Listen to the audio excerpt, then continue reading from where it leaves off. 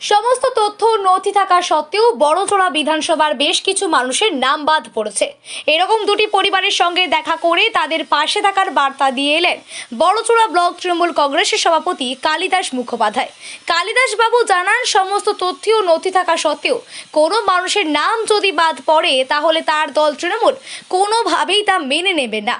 তিনি আরো বলেন, এই ব্যাপারে ইতিমধ্যে তৃণমূল সুপ্রিমো মমতা বন্দ্যোপাধ্যায় নিজে সুপ্রিম কোর্টে উপস্থিত হয়ে নির্বাচন কমিশনের তুগলকি আচরণের বিরুদ্ধে সরব হয়েছেন। নির্বাচন কমিশন সুপ্রিম কোর্টের নির্দেশকেও অমান্য করছে। ব্লক সভাপতি কালিদাস মুখোপাধ্যায় আরও বলেন যে, অত্যন্ত দুর্ভাগ্যের বিষয় হলো এই যে নির্বাচন কমিশনের মতো একটি স্বশাসিত সংস্থা একটি রাজনৈতিক দলের নির্দেশে ও তাদের ইচ্ছায় পরিচালিত হচ্ছে। এই ঘটনা ভারতের গণতান্ত্রিক ইতিহাসে একটি কলঙ্কজনক অধ্যায় হিসেবে চিহ্নিত হয়ে থাকবে। আপনারা হয়তো ভাবছেন যে আমি এই ভাইকে কেন গোলাপ ফুল দিতে এলাম। আসল ব্যাপার হচ্ছে যে আগামীকাল হোলি, কিন্তু এরা এতটাই মানসিক অস্থিরতায় আছে যে এদের বাবার 1995 সালের ভোটার লিস্টে নাম ছিল। আমি ভোটার কার্ডটা দেখাচ্ছি। অশ্বিনী দাস, দেখুন 1995 সাল, পরিষ্কার বোঝা যাচ্ছে 1995 সালে 40 বছর বয়স ছিল এনার। 1995 সালে ওর মায়েরও ভোটার লিস্টে নাম ছিল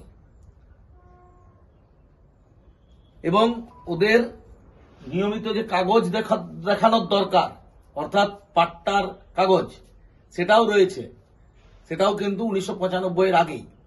তো সেক্ষেত্রে এই ছেলেটি শান্তনু দাস, বাবার নাম অশ্বিনী দাস, এর নামটি ডিলিট করা হয়েছে।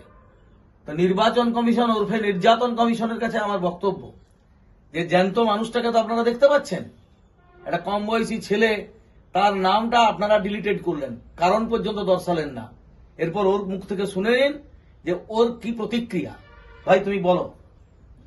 প্রতিক্রিয়াতে কালকে তো আগামীকাল হোলি, কিন্তু অন্য বছরের মতো এই বছর আমাদের কোনো আনন্দ উপভোগ করতে ইচ্ছে করছে না। বিশেষ করে মানসিকভাবে খুবই ভেঙে আছি। যেখানে যাচ্ছে একটা সন্দেহ চোখে সবাই দেখছে, আমাদের লিস্টে নাম আসছে না, ডিলিটেড হয়ে আছি, এইভাবে মানসিকভাবে খুব ভেঙে আছি। এবার তোমাকে বলি, তৃণমূল কংগ্রেসের পক্ষ থেকে তোমাকে আজকে যে গোলাপ দিয়ে আমরা বরণ করলাম, তোমার পাশে দল ছিল, আজও আছে, আগামী দিনও থাকবে। তোমার পাশেই 6 নম্বর ফর্ম ফিল আপ হচ্ছে, কালকে আমরা অফিসিয়ালি ভাবে জমা দিয়ে দেব এবং নির্বাচন কমিশনকে এটা স্বীকার করতে হবে যে এই ধরনের ভুলগুলো কেন তারা করছে, এটা চক্রান্তটা কার। বিজেপি যদি মনে করে নির্বাচন কমিশনের সঙ্গে গঠবন্ধন করে যে জেনুইন ভোটারগুলোকে ভোটার লিস্ট থেকে নাম বাদ দিয়ে দেওয়া হবে, এটা কিন্তু সাধারণ মানুষ ক্ষমা করবে না, তাদেরকে গণতান্ত্রিক পদ্ধতিতে ইভিএম মেশিনে জবাব দিয়ে দেবে।